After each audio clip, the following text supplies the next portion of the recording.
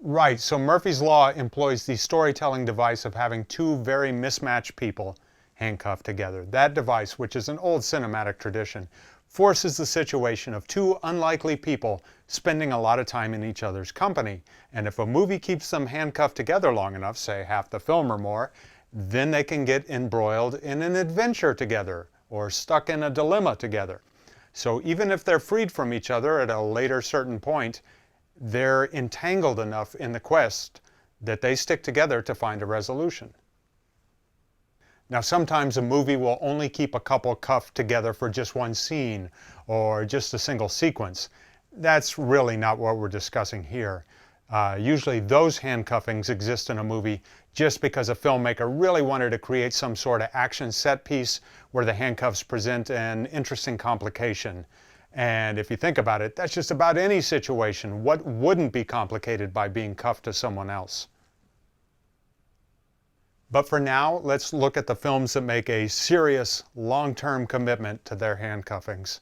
And since the people watching this video are presumably an action movie audience, we're going to skew in that direction.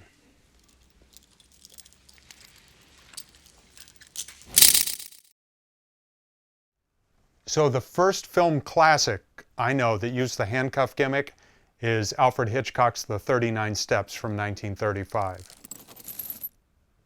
Hitchcock was adapting a spy book of the same name, but the film version is greatly different. The handcuffing of a man and a woman on the run together, I don't think it existed in the book. In fact, I don't think the woman existed in the book. But in the Hitchcock version, a fugitive on the run from a murder charge, one who's innocent, mind you, he's caught and handcuffed to the woman who thinks she's traveling to a police station to formally ID him. Now, they escape together across the Scottish Highlands, with her still believing he's a murderer and with him trying to convince her that a giant spy operation needs stopping. The whole movie is just a rip-snorting adventure that is possibly the birth of the modern action film. But the complications that arise from the handcuffing, those are mostly fun, cutesy ones, like her taking wet pantyhose off while they're handcuffed and trying to eat sandwiches all at the same time.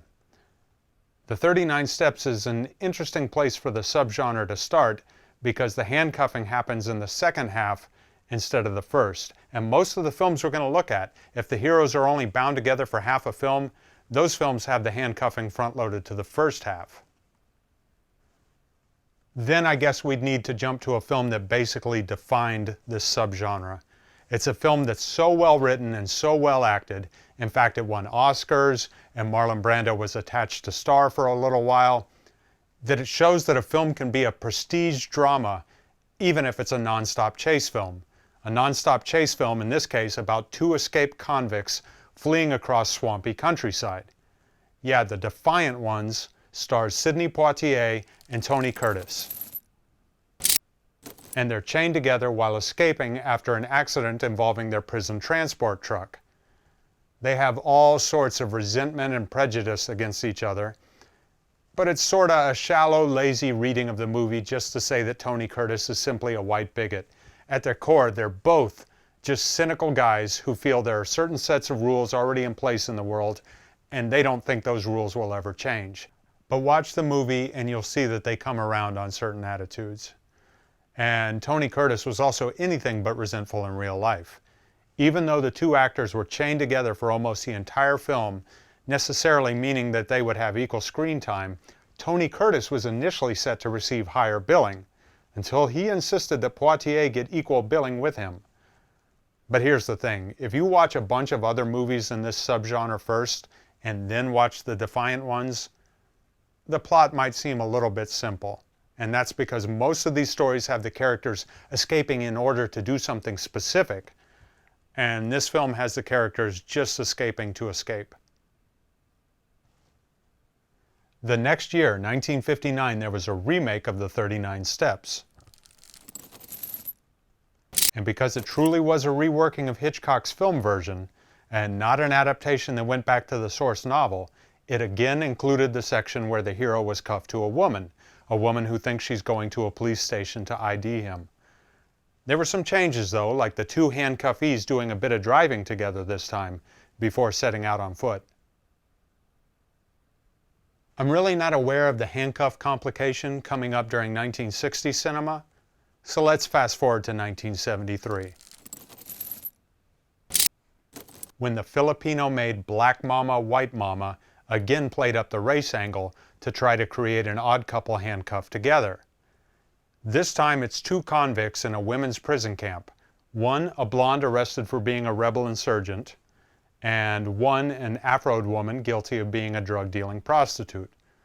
They immediately don't like each other because one woman refuses the demands of the lesbian prison warden, and the other one plays along with those demands. Now, when being relocated to a different facility, the transport vehicle is attacked by the rebel girl's comrades, which is kind of cool as it actually brings a character's backstory into the escape instead of just having a transport bus running off the road or something as usual. In any case, the two women escape, but Black Mama just wants to take her money and leave the island, while White Mama wants to rejoin her band of revolutionaries. And here's a novelty, the handcuffs are actually an asset, not a liability, at one point in the story, as the two women use them to jointly strangle the prison warden who had been taking advantage of them.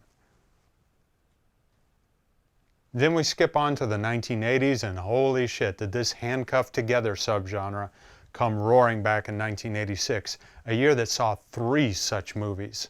And let's start with the least of them, No Mercy. It's a forgettable studio movie starring Richard Gere and Kim Basinger, and in the film, Gere plays a Chicago cop who travels down to New Orleans to bring in a prostitute as a witness to testify about, I don't know, something or another. The whole thing is pretty convoluted. And the reason they're cuffed together for the middle section of the story is literally just, oh my goodness, I dropped a key in the swamp. Yeah. The only thing neat is that he's cuffed to a woman who speaks Cajun French, and he doesn't. So he has no idea what she's saying to the locals while he is stuck right there by her side. Also in 1986, we had a project by Carl Weathers, who had recently been killed off in the Rocky franchise, the very series that made him a household name. Perhaps it was time to use his fame and his newfound freedom to do a personal project. Now, Weathers apparently got into acting in the first place after being inspired by the original Defiant Ones from 1958, and so he wanted to remake it. MGM had the remake rights, but they weren't initially interested in a remake. But Weathers got actor Robert Urich involved to co-star and co-produce, and reportedly they went into their pitch meeting actually chained together. The TV movie that resulted doesn't really improve on the original, unless you count updating the 50s R&B with some 80s guitar rock for the running scenes, but it's not bad either. My favorite scene in both versions is the scene where the escaped convicts are stuck in a hole, an industrial dig site in the original and a sinkhole in the remake, and have to cooperate to climb out. In the TV remake especially, it really drives home what a coordinated chore it must be for two handcuffed men to climb out of a hole together. And that brings us to our third 1986 film of this type, Murphy's Law. And it also brings an interesting coincidence. In an early draft of Murphy's Law, according to Paul Talbot's well-researched book, Bronson's Loose Again, the screenplay had a scene that trapped the handcuffed duo in a pit. The book says these scenes were trimmed for budgetary reasons, but perhaps someone realized that this dilemma with the pit, that was too close to the scenarios we had seen in the 2 versions of the Defiant Ones. So who is the handcuffed duo in Murphy's Law? Well, it's a cop, played by Charles Bronson, who's under arrest for suspicion of killing his ex-wife, and a young car thief, one who actually tried to boost Bronson's car a couple of scenes prior, played by Kathleen Will-Hoyt. It is quite the odd couple, disparate in occupation, in sex, in age, and very different in personality. Much more than just the race gimmick that other films use. And also, Bronson isn't just trying to escape, as with several of these films. No, he's escaping to try to solve the mystery of who killed his ex-wife, and to stop the true killer. So, I'm not sure if there are any others from the 80s, but good grief, those 3 from 1986, those certainly felt like enough. Now, 10 years later, Hollywood gave us Fled. At first glance, just based on the demographics, it might seem like an attempt to rework the Defiant Ones, but the early scenes, until some twists later in the film, feel more like an attempt to build on the monster success of 1993's The Fugitive. All the elements are there, from the bus, to the jumpsuits, to the river, to the drainage tunnels. In fact, the similarities are so blatant that the movie even has to acknowledge that with some throwaway jokes about the Harrison Ford film. The movie is just a series of cliches and dumb jokes and predictable action, but since it was directed by Kevin Hooks, we get a supporting performance from his dad, Robert Hooks. You know, old trouble man himself.